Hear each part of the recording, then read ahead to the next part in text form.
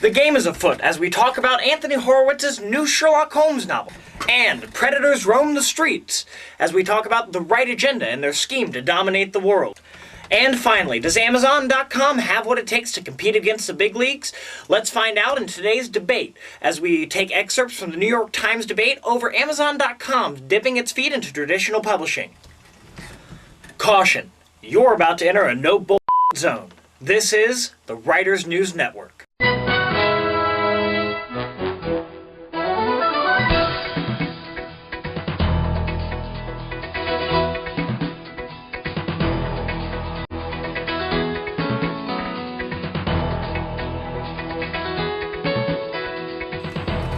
First, let's talk about books. And one book in particular has really caught my eye. The House of Silk, a new Sherlock Holmes novel by Anthony Horowitz. It's a novel set to come out November 1st and is the first Sherlock Holmes novel written by somebody other than Arthur Conan Doyle that is endorsed by the Conan Doyle estate as canon, or part of the storyline. This is apart from any pistaches that have been written that have been kind of fan fiction as opposed to something that's actually part of the timeline of Sherlock Holmes. Horowitz's website states that the reason Sherlock Holmes' latest adventure, The House of Silk, is only being published 81 years after the death of his creator, Arthur Conan Doyle, and 106 years after his final story about the tenant in 221 Baker Street, is that the story was simply too shocking to reveal until now. Well, we will see just exactly how shocking and intense this new book is when it comes out on November 1st, which is just a couple days away. The details of the plot right now are so scarce, and from what I hear, are under lock and key until its release. So we'll just have to wait until it comes out to find out more. Caution, predators ahead. Now onto a new segment. Earlier this month, Ann Crispin and Victoria Strauss from Writers Beware spoke out on their blog about a group online calling themselves The Right Agenda. On their website, this group of anonymous activists, so to speak, claim to be, and I quote, a group of individuals, writers, want-to-be authors, and inquisitive wordsmiths that have become literally numb from reading the numerous author help-related blog posts. Writers, the right agenda, if you've become numb, or feeling a tingling sensation, loss of feeling in any parts of your body, dizziness, loss of consciousness, vomiting, diarrhea, anal leakage, I suggest discontinuing use.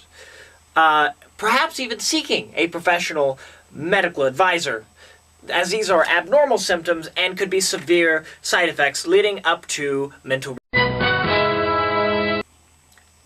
At first glance, you might think, hey, this sounds like a great idea, but inevitably you read on. And after just a few minutes of browsing the site, that you realize it's complete and utter bullshit. The group over at The Right Agenda have done nothing more than attack the resources that were set up to protect writers from scam artists and frauds. Places like Predators and Editors and Writers Beware, they have also branched out their message of hate to include authors and editors whose blogs support these writer-guarding resources and have created a blacklist, so to speak. I've included the link to Writers Beware below so you can read Victoria Strauss's article. Now on to our new segment, King of the Amazon. In a recent discussion at the New York Times, debaters have disputed the impact Amazon.com will have on the publishing industry with its latest imprints, which started about in July of this year. They released news of a couple new imprints that they're putting out, which also the link to that article will be put in the doobly-doo down here. Debater Michael Wolff had this to say. Ultimately, what matters is who owns the relationship with the reader. Amazon has a trusted relationship with the reader because it has become the trusted bookseller in the digital market for books. Traditional publishers, unfortunately, don't have a relationship with the reader, or if they do, it's extremely tenuous. Ask most customers what publishers their favorite authors are aligned with, and 9 out of 10 couldn't tell you. Then there is Lauren Saville, who talks about the experience that her and her agent had with traditional publishing houses when it came to marketing her memoir. She said, I got lucky and an editor at Amazon found my memoir and fell in love with it, and had the means and the ability to make it the best it can be by editing it, promoting it, and putting it in the front of many readers. Because Amazon is also a real retailer and sells an enormous quantity of books, it has a lot more information and access to readers. It can give its authors a bigger and more targeted soapbox. Then on the other side of the debate is Dennis Johnson, who is calling Amazon a monopoly. company. In reference to Amazon, Johnson says, they really do know how to develop algorithms that can move just about anything. Good books, bad books, beautifully edited, completely unedited, and edited by chimpanzees. It doesn't matter. The numbers, they brag for themselves. It also states that publishing isn't about developing algorithms. It's been about art making and culture making and speaking the truth to power. Now, he also says, I don't know many writers who want to publish to an algorithm. They want their work to be part of a greater ecosystem of literary culture, which I do agree. And I don't discount that, because I do think that publishing and writing and this whole process is an art form, and it's making an art, and it's connecting with the reader, and it's sharing a message or telling a story. I do agree, and I don't think it's simply about numbers. But to say that Amazon is simply out there to make the next dollar, I think is a bit grandiose and kind of a bit of an exaggeration. So I would be hesitant to go that far. He says, but dominating the industry is bad for all kinds of things we hold dear. Free speech, great art, and a rich and diverse culture.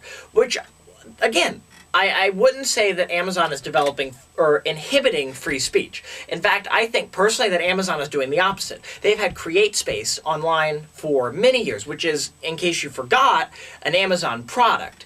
It's a self-publishing entity where you can go on and essentially publish whatever you want. Granted, if you want to order a copy of the book, you're going to have to pay for it. But there's nothing saying that you can't. And even in that same regard, there's Lulu.com, which does the same thing.